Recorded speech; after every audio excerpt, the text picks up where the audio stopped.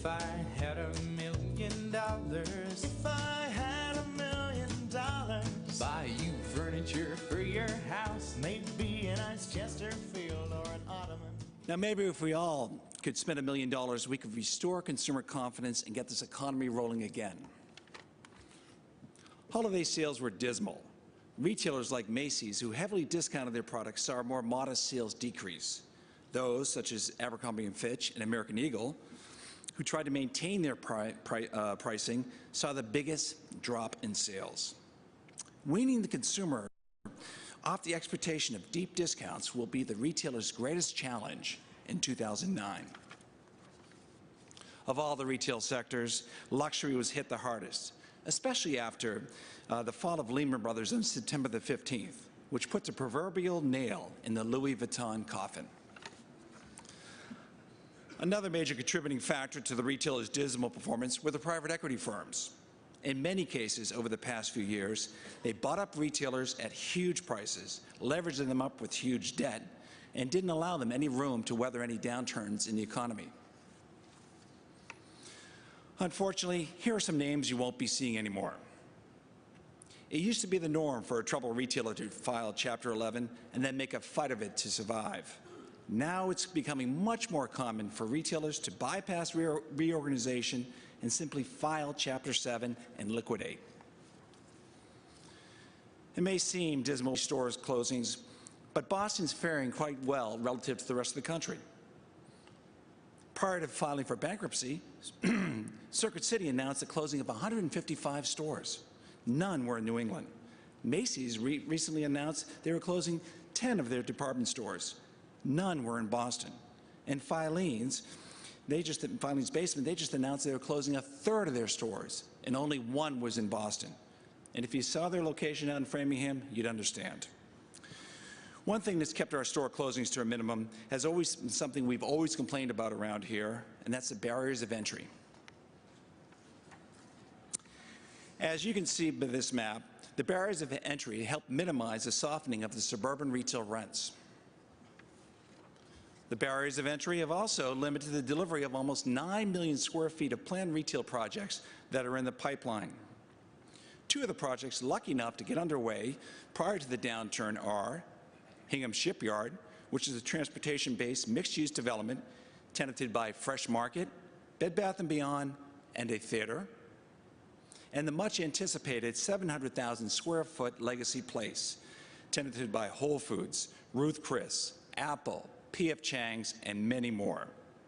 This will be delivered later this summer and is over 95% pre-leased. The success of this project can be attributed to the void that existed between Braintree and Chestnut Hill.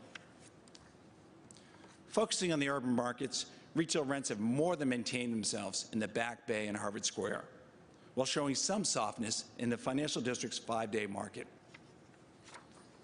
One urban project that we all have to somehow make happen this year is the former Filene's, 1 Franklin Street, because without it, the future of the entire downtown Crossing district is in jeopardy. Another important project, although it's less critical in timing, is Heinz's Greenway Center, with its retail component being a second-floor Stop and Shop. This grocery store will provide much-needed services to foster downtown residential development and help make it a 7-day marketplace. One of the most exciting projects opening up next month is across from Fenway, which will help us cope with our retail sorrows. It's the House of Blues, a $25 million entertainment venue designed by and built by the Lions Group. Earlier this week, I had a chance to tour the facility and was amazed how they're going to be able to accommodate 2,500 people on 4 different levels in such an intimate environment. This place is a far cry from the little house they started over in Harvard Square. And Dan Aykroyd and the Blues Brothers are going to be opening, along with the Jake Giles Band, opening up the place on February 19th. Another exciting project underway over at the former Jimmy's restaurant in the Seaport is Crescent's Liberty Wharf. This 70,000 square foot waterfront building will house 2 major restaurants, including an 18,000 square foot Legal Seafoods, which will be the largest in the chain. And despite all the store closings you've been hearing about, there are actually new leases being signed and openings taking place. Vineyard Vines recently opened up at the Peru. The phenomenal Five Guys burgers opened up in Dedham and Foxborough. And after you're done eating those burgers, you'll be able to work out the new high-end 40,000 square foot Equinox Fitness Center at 225 Franklin Street in the Financial District. Also, not surprising, there seems to be no shortage of retailers looking to open up on Newbury Street, including Ed Hardy, Ben Sherman, Madewell, and Forever 21. And in August this year, the sleek and trendy W Hotel will open up in the Theater District. Looking forward to the rest of the year, expect more store closings. There were always 6,500 chain stores nationally that closed last year, and that number will exceed 8,000 this year. Expect more retailers to ask for rent concessions. Expect vacancies to remain vacant longer. I know, I'm going on a limb with some of these predictions.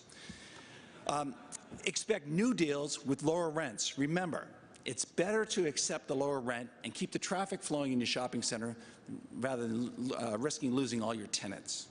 Expect alternative users to start showing up in retail settings such as medical offices, liquidation outlets, churches, and maybe even a year-round Halloween store.